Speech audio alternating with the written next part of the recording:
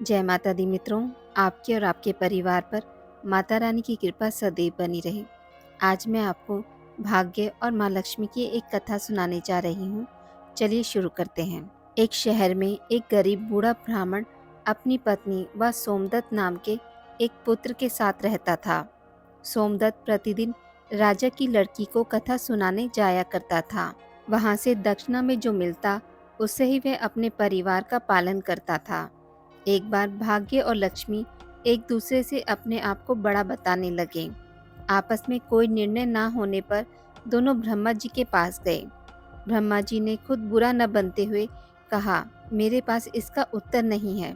चलो मैं भी तुम्हारे साथ विष्णु जी के पास चलता हूँ। तीनों ने विष्णु जी के पास पहुंचकर भाग्य और लक्ष्मी में कौन बड़ा है यह प्रश्न किया। विष्णु जी ने ब्रह्मा जी की तरह बुरा न बनते हुए उत्तर ना देकर उन्हें अपने साथ लेकर शिव जी के पास पहुंचकर उपरोक्त प्रश्न पूछा। शिव जी ने भी कोई उत्तर ना देकर कहा कि चलो पृथ्वी पर चलकर इस प्रश्न का उत्तर मालूम करते हैं। पांचों देवी देवताओं ने साधु का वेश धारण कर पृथ्वी पर उपरोक्त ब्राह्मण के घर पहुंचकर अलग जगाई और कहा कि हम रात्रि में भी आपके घर पर ही विश्राम करेंगे।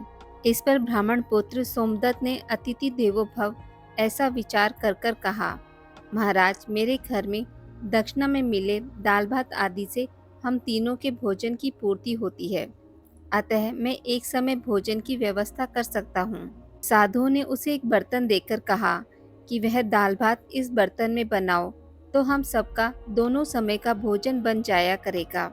इस प्रकार उस बर्तन में बने भोजन से दोनों समय के भोजन की पूर्ति हो गई। अगले दिन प्रातः सोमदत्त जाने लगा तो एक साधु ने पूछा, तुम कहाँ जा रहे हो?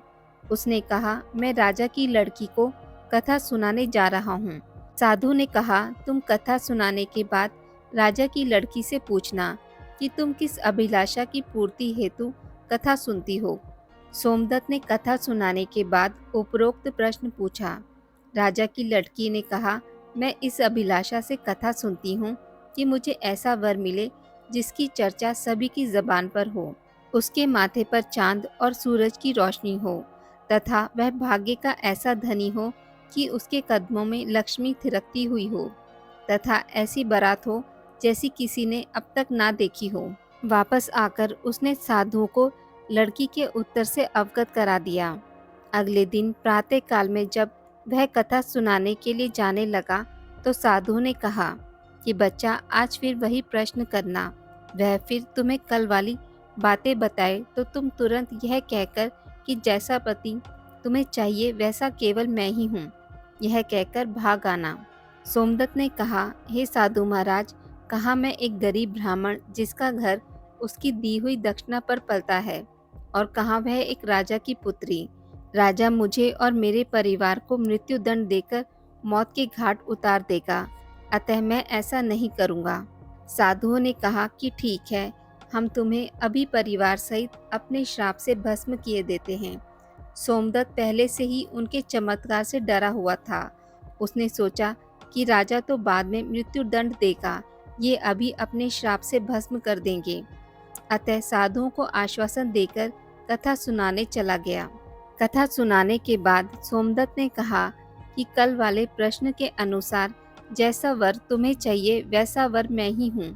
ऐसा कहकर वह वहां से भाग आया। राजा की पुत्री को एकदम बहुत आघात पहुंचा। उसने दासी के द्वारा अपने पिताजी को बुलाकर सब बात बताई। राजा ने आश्वासन दिया कि उस उद्दंड ब्राह्मण को इसकी सजा मिलेगी। राजा ने तुरंत अपने मंत्रियों से विचार विमर्श किया कि एक वरिष्ठ मंत्री ने कहा कि उसने अपराध तो फांसी दिए जाने वाला किया है, उसे फांसी देने पर एक ब्रह्म हत्या का पाप लगेगा। कुछ ऐसा किया जाए कि वह दंडित भी हो और ब्रह्म हत्या का पाप भी ना लगे। काफी विचार विमर्श के बाद तय हुआ कि शादी का निमंत्रण पत्र कुछ शर्तों के साथ भिजवाया जाए। राजा ने शर्तों वाला निमंत्रण पत्र लिखवाकर हलकारे के हाथ सोमदत्त के पिताजी के पास भेज दिया। उधर सोमदत्त ने घर पहुंचकर साधुओं को बताया कि आपके कहे अनुसार कहने पर राजकन्या बहुत क्रोधित हो गई थी। अब शीघ्र ही फांसी का संदेश पहुंचने वाला है। कुछ समय के बाद हलकारा निमंत्रण पत्र लेकर पहुंच गया। साधुओं ने हलकारे को सम्मान सहित बिठाकर सोमदत्त का निमंत्रण पत्र पढ़कर सुनाने के लिए कहा। पत्र इस प्रकार था। हे ब्राह्मण पुत्र, हमें तुम्हारा शादी का प्रस्ताव मंजूर है, परंतु साथ साथ हमारी कुछ शर्तें भी हैं। तुम्हारे द्वारा सभी शर्तें पूरी करने पर हम अपनी लड़की की शादी तुम्हारे साथ कर देंगे। शर्तें पूरी ना होने पर तुम्हें परिवार सहित फांसी दे दी जाएगी। पहली, बारातियों के ठहरने वाले सभी बारात घर तथा बनाए गए सभी तंबू भरे हुए होने चाहिए। कोई भी तंबू खाली नहीं रहना चाहिए। दूसरी, बारातियों के आतिथ्य सत्कार में बनाई गई सभी खाद्य सामग्री प्रयोग होनी चाहिए। तीसरी, ऐसी अद्भुत बारात आनी चाहिए जिसकी चर्चा हर व्यक्ति की जबान पर हो। बारात आने पर यदि कोई भी शर्त अधूरी होगी तो बारात में आने वाले सभी बारातियों को भी फांसी दे दी जाएगी। पत्र पढ़कर सोमदत्त डर के मारे कांपने लगा। साधुओं ने कहा, तुम डरो नहीं।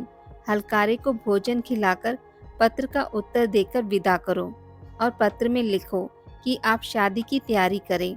हम फला दिन बारात लेकर आ रहे हैं। हलकारे को भोजन में दाल भात परोसा गया। हलकारे की थाली में वह 36 प्रकार का भोजन बन गया। विदाई में साधुओं ने उसे मुट्ठी भर धूनी की राख व पत्र देकर विदा किया। बाहर आकर हलकारे ने देखा कि वह राख नहीं बल्कि हीरे मोती हैं। वह बहुत खुश हुआ। राजा ने सकारात्मक उत्तर प्राप्त होने पर विचार किया कि वह गरीब ब्राह्मण किसके भरोसे ऐसा कर रहा है। क्या कोई दुश्मन राजा उसका साथ दे रहा है? यही सोचकर राजा ने शहर के तमाम बारातघर सजवा दिए और अनेकों अनेक तंबू लगवा दिए। राजा को विश्वास था कि अधिक आदमी न आने के कारण वह शर्त हार जाएगा। सोमदत्त अपनी बारात में चलने के लिए जिसे भी कहता वह उसे यह कहकर मना कर देता कि तुम्हारा तो अंतिम समय आ गया है, हम बारात में तुम्हारे साथ मरने के लिए क्यों जाएं? ऐसी बातें सुनकर वह बहुत परेशान था। शादी वाले दिन सोमदत्त को परेशान देखकर साधुओं ने कहा, बच्चा, आज तुम्हारी शादी है और तुम परेशान हो रहे हो। तैयार होकर हमारे साथ चलो। तुम किसी बात की चिंता मत करो, हम तुम्हारे साथ हैं। सोमदत्त, भाग्य में जो लिखा है वही होगा, यही सोचकर तैयार होकर साधुओं के साथ चल दिया। भगवान शिवजी ने इस बारात में चलने के लिए सभी देवताओं को मनुष्य रूप में आमंत्रित किया हुआ था तथा भूत प्रेत व अपने सभी गणों को भी शादी में बुला लिया, जिसके कारण सभी बारातघर व लगवाए गए सभी तंबू भर गए। इसके बाद भी कुछ बाराती बिना तंबू के रह गए। राजा के पास सूचना भिजवाई गई कि बारातियों के ठहरने का और प्रबंध कराया जाए। सूचना मिलने पर राजा ने विचार किया कि कहाँ से इतने बाराती आ गए, चलकर देखना चाहिए। राजा तुरंत वहां पहुंचे। राजा को आया देखकर शिवजी ने शुक्र व शनि जी को बच्चे के रूप में बनाकर भूख के कारण रुला दिया। राजा ने दो बच्चों को रोते देखकर पूछा कि यह बच्चे क्यों रो रहे हैं। साधु बने शिवजी ने कहा, इन्हें भूख लगी है। राजा ने उन बच्चों को खाना खिलाने के लिए भेज दिया। कुछ समय के बाद राजा के कर्मचारियों ने आकर बताया कि महाराज, वे दोनों बच्चे तो सारा का सारा भोजन खा गए हैं और फिर भी भूख भूख चिल्ला रहे हैं। ऐसा सुनकर राजा बहुत परेशान हुए। उन्होंने अपना घमंड त्याग कर साधुओं के सामने नतमस्तक होकर कहा, महाराज, अब मेरी लाज आपके हाथ में है। साधुओं ने कहा कि कोई बात नहीं, सब कुछ ठीक हो जाएगा। तुम घर जाकर बारात की अगवानी की तैयारी करो। राजा ने शहर को बहुत ही सुंदर ढंग से सजाया। जगह जगह झालरों से पूरा शहर एक दुल्हन की तरह से सजाया गया। सोमदत्त भी शादी की पोशाक में एक राजकुमार की तरह बहुत सुंदर दिखाई दे रहा था। शाम के समय उसे एक सुंदर रथ में बैठाया गया। रथ के आगे अनेक प्रकार के बैंड बाजे, नफीरे वाले, ढोल नगाड़े वाले मधुर तान में झूमते हुए चल रहे थे। दूल्हे के मस्तक पर सहरे को चांद और सूरज से सजाया गया। बाराती हाथों में नोट लेकर एक दूसरे के ऊपर न्यौछावर कर इधर उधर उड़ा रहे थे। बारात के इस विहंगम दृश्य को देखकर आसपास के रहने वाले लोग कहने लगे कि इस गरीब ब्राह्मण के भाग्य को तो देखो, इसके मस्तक के सहरे में चांद, सूरज और चारों तरफ से इस प्रकार धन उड़ाया जा रहा है। मानो किसी बहुत बड़े राजा की बारात निकल रही हो। ऐसी बारात हमने अपने जीवन में कभी नहीं देखी और न आगे देखने की उम्मीद है। यह भाग्य का बहुत ही धनी है। लोगों की इस प्रकार की बातों को सुनकर ब्रह्मा जी, विष्णु जी तथा शिव जी ने भाग्य व लक्ष्मी से कहा कि देखो, तुम्हारे प्रश्न का उत्तर तो लोग ही दे रहे हैं। अतः मनुष्य को फल की इच्छा ना करते हुए कर्म करते रहना चाहिए। मनुष्य को समय से पहले और भाग्य से अधिक कुछ नहीं मिलता। आज की इस वीडियो में बस इतना ही। मित्रों, अगर आपको मेरी वीडियोस पसंद आती हैं तो इसे लाइक और शेयर ज़रूर करें और पूजा पाठ से जुड़ी जानकारी के लिए मेरे चैनल को सब्सक्राइब करना ना भूलें। धन्यवाद।